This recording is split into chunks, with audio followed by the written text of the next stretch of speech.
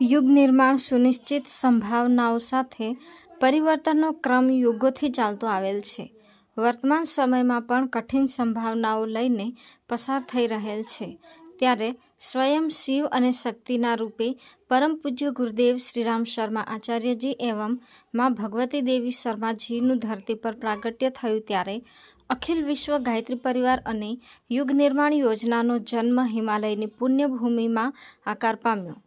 ભગવાન મહાકાલના પરોક્ષ નેતૃત્વ અને માર્ગદર્શનમાં હિમાલયના ઋષિઓની સંસદ દ્વારા ભારત વર્ષના સાંસ્કૃતિક અને આધ્યાત્મિક વારસાના પુનરુત્થાન કરવા માટે તેનું નિર્માણ થયું. આ યોજનાનો પ્રત્યક્ષ શુભારંભ વસંત પંચમી 1926ના વર્ષની પાવન વેળામાં આંબલખેડાની હવેલીના પૂજાખંડમાં થયો. પરમ પૂજ્ય ગુરુદેવ 15 વર્ષની ઉંમરે સવારે બ્રહ્મ મુહૂર્તમાં જપ કરતા હતા. અચાનક પૂજામાં પ્રગટેલ દીપકમાં દિવ્યલોકમાંથી દિવ્ય જ્યોતિનું અવતરણ થયું, જેમાં તેજોમય સ્વરૂપે દાદા ગુરુદેવ પ્રગટ થયા અને મનુષ્યમાં દેવત્વનો ઉદય અને ધરતી પર સ્વર્ગનું અવતરણનું મહાન કાર્ય કરવા માટે વિશેષ તપ સાધના કરવાનો આદેશ આપ્યો. 1988 પરમ પૂજ્ય ગુરુદેવે સ્વમુખે ઉદ્ઘોષ કર્યો હતો કે અમે આ સ્થૂળ શરીર છોડી દઈશું ત્યારે હું અને માતાજી અખંડ જ્યોતિની જ્વલંત જ્વાળાઓમાં સમાઈ જઈશું. પરમ પૂજ્ય ગુરુદેવ વંદનીય માતાજીની અદ્ભુત અને દિવ્ય તપની ઉર્જા આ જ્યોતિ કલશમાં સમાયેલી છે. આ જ્યોતિ કલશ આજે સુભાનપુરા શાંતિકુંજ કેન્દ્રમાં પધાર્યો હતો, જેના હજારો ભાઈઓ બહેનોએ તેને વંદન દર્શન કરી પરમ સૌભાગ્ય સમજી ધન્યતાની અનુભૂતિ કરી હતી. સાથે ઝાંસીની રાણી ગ્રાઉન્ડ સુભાનપુરામાં હજારો ભાઈઓ બહેનોની ઉપસ્થિતિમાં 5000 દીપક પ્રગટાવી જ્યોતિ અવતરણ પર્વની ભવ્યાતિ ભવ્ય મનાવવામાં આવેલ. અહેડમાનો વર્ણેહ બૌદ્ધર્ષગો સમાન આયુ પ્રમોષિ. ઓમ વરુણાય નમઃ આવાહયામિ સ્થાપયામિ. હાથ જોડી ખૂબ ભાવથી શ્રદ્ધાપૂર્વક દેવશક્તિઓને અને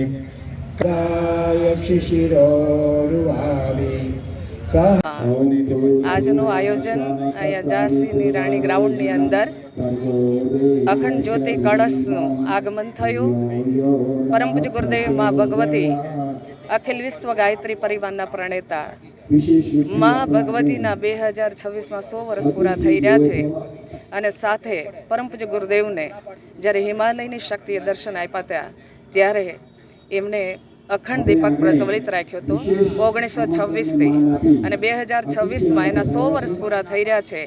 અને એના ઉજવણાના રૂપની અંદર અત્યારે આ વિસ્તારની અંદર જ્યોતિ કળશ જ્યારે ભ્રમણ કરી રહ્યો છે ત્યારે આજના આ કાર્યક્રમની અંદર અત્યારે મહાન જ્યોતિ પર્વ ઉજવવામાં આવ્યું છે.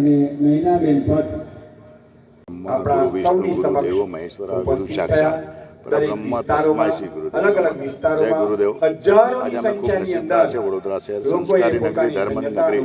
આજે જ્યારે તમે જોઈ રહ્યા છો કે જ્યોતિ કળશ આજે અહીંયા આવ્યા છે અને બધા જ લોકો માટે અરશદ બાપા છે, સુબેન છે, સમગ્ર અખિલ વિશ્વ ભારતી ગાયત્રી પરિવારનો આજે હું ખૂબ આભાર માનું છું કે દર વખતે સંસ્કાર સાથે દરેક વસ્તુને તમે જુઓ છો કે આ ગ્રાઉન્ડની અંદર સૌથી સારામાં સારા મોટા યજ્ઞ પણ આજે પણ જ્યારે જ્યોતિષ કળ જ્યારે અહીંયા આવી રહ્યા છે ત્યારે ભગવાનને પ્રાર્થના કરીએ, ગુરુદેવને પ્રાર્થના કરીએ કે નવા યુગ આયેગા ના જે અભિયાન સાથે જઈ રહ્યા છે, જે હમણાં તમે જોઈ રહ્યા છો આખો દેશ બદલાઈ રહ્યો છે, એવી રીતના નવા યુગ આવશે એની પ્રાર્થના સાથે આજે સૌ લોકો જ્યારે અહીંયા પધારે છે સૌ લોકોને આજને ગુરુદેવે જે સંદેશ આખા દેશની અંદર આપ્યો છે, આખા વિશ્વમાં આપ્યો છે, એ સંદેશો લઈને આજે જ્યારે જ્યોતિષ કળ અવરિત બનાવ્યા છે ત્યારે ખૂબ મોટી સંખ્યાની અંદર સવારથી આખા વડોદરા શહેરમાં ફરી અને આજે આ કળશ યાત્રા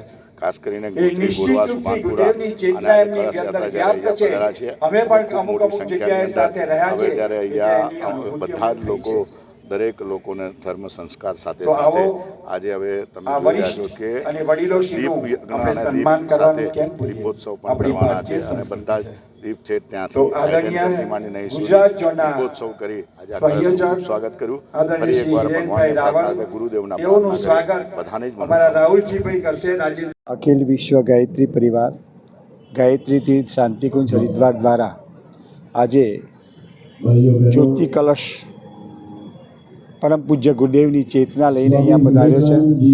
પરમ વંદનીય માતાજીની પણ ચેતના એમાં સ્થાપિત છે. આજે વડોદરાની અંદર અનેક વિસ્તારોની અંદર આ જ્યોતિ કલશ રથ ભ્રમણ કરી રહ્યો છે. ફક્ત અને ફક્ત એક જ લક્ષ્ય લઈને ચાલ્યા છીએ, મનુષ્યમાં દેવત્વનો ઉદય અને ધરતી પર સ્વર્ગનું અવતરણ.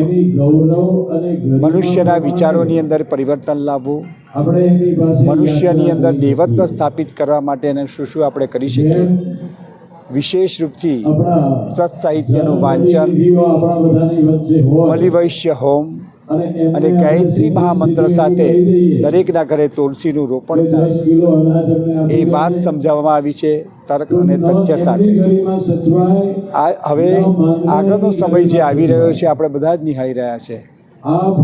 વંશ અને સૃજન સાથે થવાનું છે, પણ નિશ્ચિત રૂપથી નવયુગ આવવાનો છે એમ ગાયત્રી પરિવાર ચેલેન્જ સાથે કહે છે અમારા વેદમૂર્તિ તપોનિષ્ઠ પંડિત શ્રી રામ શર્મા આચાર્યજી કે આ ધરતી પર સ્વર્ગનું અવતરણ નિશ્ચિત થવાનું છે. 2026 પછી અમારા વંદનીય માતાજીની જન્મ શતાબ્દી, અખંડ દીપકને પણ 100 વર્ષ પૂર્ણ થાય છે. અમારા આરાધ્ય વેદમૂર્તિ તપોનિષ્ઠ પંડિત શ્રી રામ શર્મા આચાર્યજીની તપ સાધનાને પણ 100 વર્ષ પૂર્ણ થાય છે. એ જ સાધનાની તપ અને શક્તિ આજે જન જન સુધી પહોંચી રહી છે. એક જ્યોતિ કળશ રથના માધ્યમથી દરેક વિસ્તારોમાં, ઘરે ઘરે, ગલીએ ગલીએ જ્યોતિ કળશ રથ ભ્રમણ કરી રહ્યો છે અને ફક્ત દરેકે દરેક વ્યક્તિને ધન્યતા અનુભવી છે. અમને ઘણા બધાએ એમની અનુભૂતિ પણ કહી છે અને એમના વિચારોમાં પણ પરિવર્તન આવ્યું છે. એ જ લક્ષ્ય લઈને હજુ 1 તારીખ સુધી અલગ અલગ વિસ્તારોમાં વડોદરાની અંદર આ જ્યોતિ કળશ ભ્રમણ થવાનો અને આજનો દિવસ એ અખંડ જ્યોતિ અવતરણ પર્વ અહીંયા અમે ઉજવી રહ્યા છે. આજે તમે જોયું હશે કે મધુર મિલનથી ઝાંસીની રાણીના ગ્રાઉન્ડ સુધી ડિવાઈડર બંને બાજુના દીપક પ્રગટાવ્યા છે. અહીંયા ગ્રાઉન્ડમાં પણ હજારોની સંખ્યામાં દીપક પ્રગટાવી અમે આ મહાન પર્વને માણી રહ્યા છે અને એ શક્તિની ઉર્જા અમે સૌ ધારણ કરી રહ્યા છીએ. જય ગુરુદેવ.